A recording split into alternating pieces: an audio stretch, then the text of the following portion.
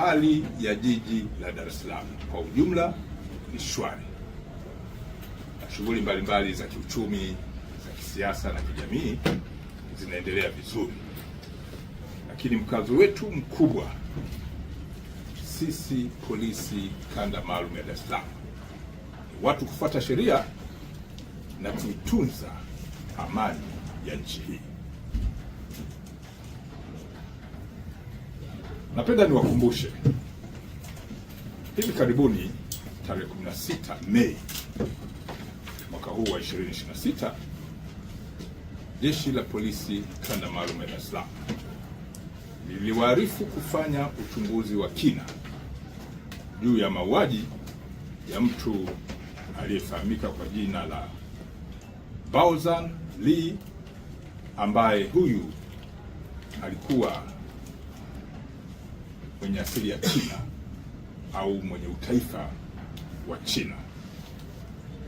Mtu huyu alikuwa ni mmiliki wa kiwanda cha kuchakata chupa ambacho kilifahamika kwa jina la Zing-Li, ambacho kiko eneo la Mabibo, Ubungo, Dar es Salaam. Mtu huyu kama mnakumbuka, aliuawa kikatili na watu waliodaiwa kuwa walikuwa ni walinzi wa kiwanda hicho. Kifo hiki na mauaji haya yalijenga taharuki miongoni mwa umma na jamii ya watu waliokuwa wanamfahamu mtu huyo. Jeshi la Polisi kanda maalum ya Dar es Salaam liliahidi kufanya uchunguzi wa kina, lakini pia uchunguzi huu umehusisha mamlaka zingine za kiuchunguzi ambazo zipo ndani ya Jeshi la Polisi.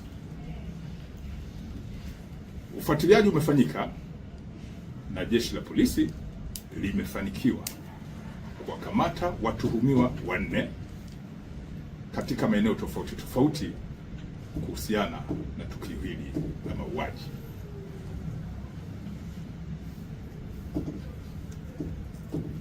Watuhumiwa hao wote 4 baada ya kukamatwa wamehojiwa kwa kina kwa kuzingatia mifumo ya kisheria na wamekiri kula njama kwa pamoja, baadaye wakamvamia usiku, kumshambulia na baadaye kumuua mtu huyo, baada ya kuwa wamemwibia kiasi cha pesa, kwa mujibu wa wao, kiasi cha pesa cha shilingi milioni 9.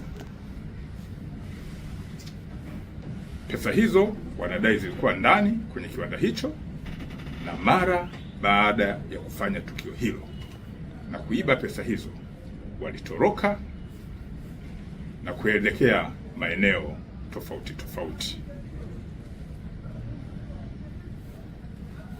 Watuhumiwa hawa,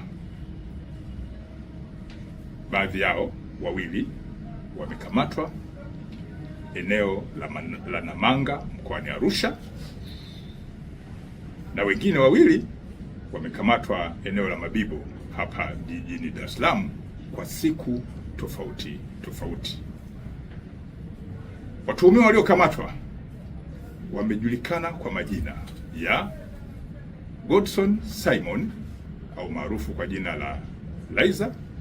Huyu ana miaka 25, ni mkazi wa eneo linaloitwa Okolili, Siha, mkoani Kilimanjaro.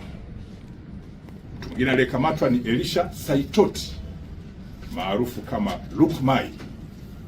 Huyu ana umri wa miaka 24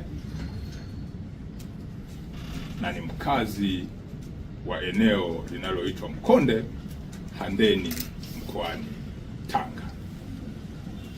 Mtu mwingine aliyekamatwa amefahamika kwa jina la Godfrey Laban maarufu kama Molel, mwenye umri wa miaka 30, ni mkazi wa Makongo, Kinondoni, hapa jijini Dar es Salaam.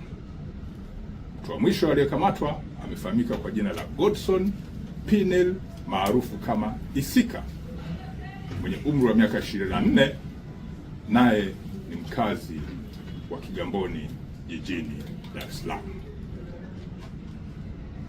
Watuhumiwa hawa, baadhi yao baada ya kukamatwa wamekiri kutenda tukio hili, na baadhi ya pesa wamekiri kununua ng'ombe ambao wameonyesha, ambao wamechukuliwa na taratibu za kisheria, ikiwemo na mifumo ya kisheria jinsi ya kufanya record ya vielelezo hivyo itafanyika.